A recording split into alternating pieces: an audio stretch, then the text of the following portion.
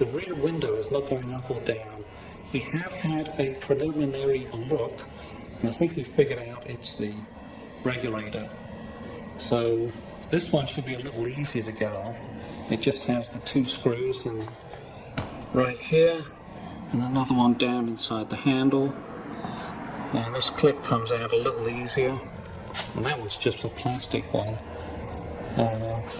And then we'll get inside and look at all the gubbins inside. We did manage to break a corner off getting this one out, just trying to get the tool in. It's a plastic spring, it's not a metal spring like on the other main unit.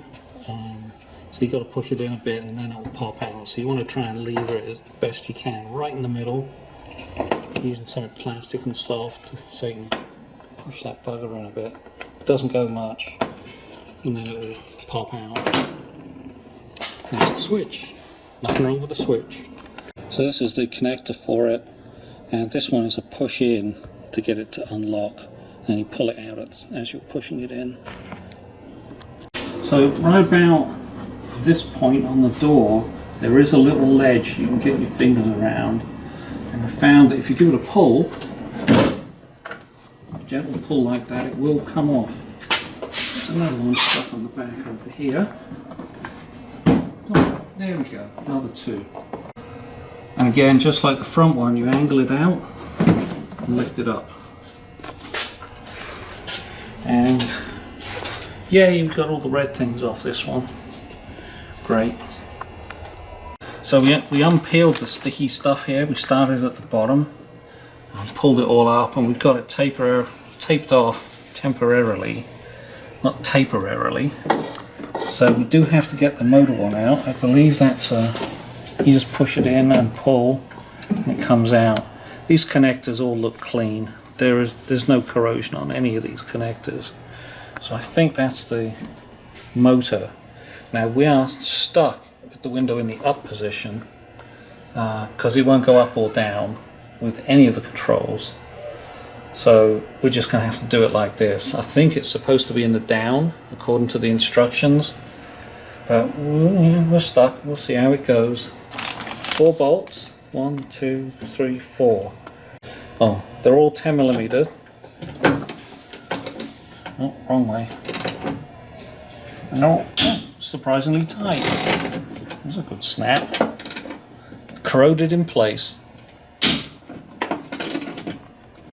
We did get the glass down a little bit, and we're holding it now.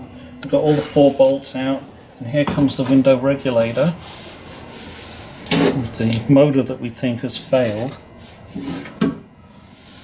So I think we have to lower it into a position something like this, and that should slide out of there. And there's the regulator.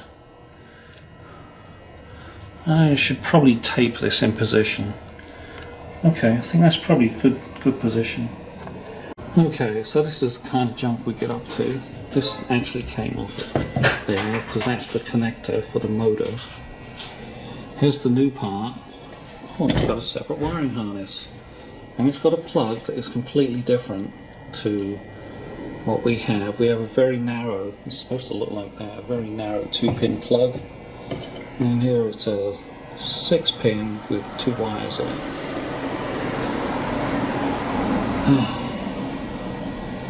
Wonderful. So you can either send it back, wait a couple of weeks, pay some postage on it. Okay, so that's really brilliant. So we can't fit that other part in. I don't know how to change the plugs over. It wouldn't be in the right position. So we're going to return the new part they sent us. And there was another part on there, an SKP part instead of this ASIN part. This isn't the ASIN part. That looked like it had this connector. We're probably going to order that one. It's $35 instead of $50. So maybe that's the deal. And meanwhile, this is going to go back in, at least just to hold up the window. All the other bits of it seem to be okay, seem to be functional. It's just a motor will turn. I've pop this little hood off and it looks like it should turn. There's no broken teeth or anything inside it. So, don't know why, it just doesn't work. When we bought the part from Rock Auto, one of the things we did not know was what the parts looked like. So we didn't look at the pictures. So when we got in here, we picked the Aisin part because we know Aisin is a sub-manufacturer of Toyota. They'll give them a 10% discount, so I thought, okay, well, this one should be good. The problem is, these are totally different. There's a 6-pin socket on that one. There's a 2-pin socket on this one.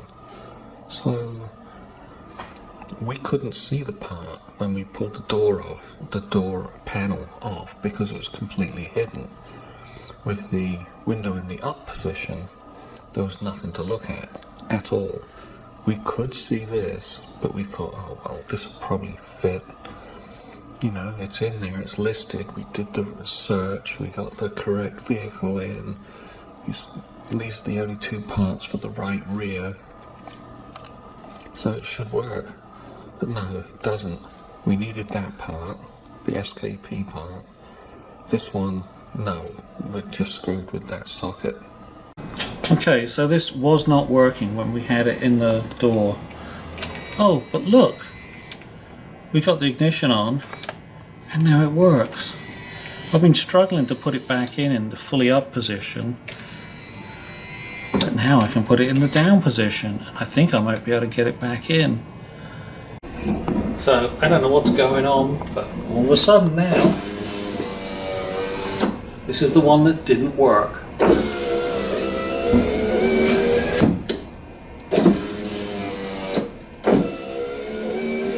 I didn't have to put RTV on. This black stuff on this side was already sticky, so it went on. I obviously didn't get baked like the other side of the car in the Phoenix heat. So it turned it to a rock. So it's on. Now we just got to hook the cover over it. Okay, so that was the hard bit, is getting that wiring harness up through that switch hole over there. Got the 4 hooks on here, it's down, it should be lined up. You can probably bash the holding things into the holes. I think that's the one I took out.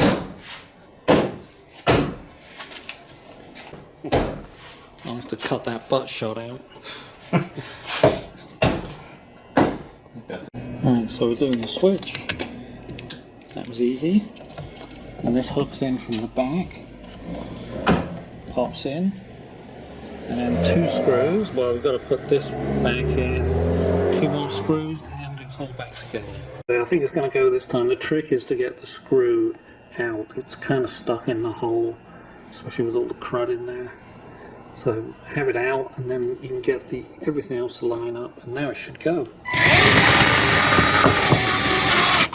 There it is. The other one's already in. We are done. One more test.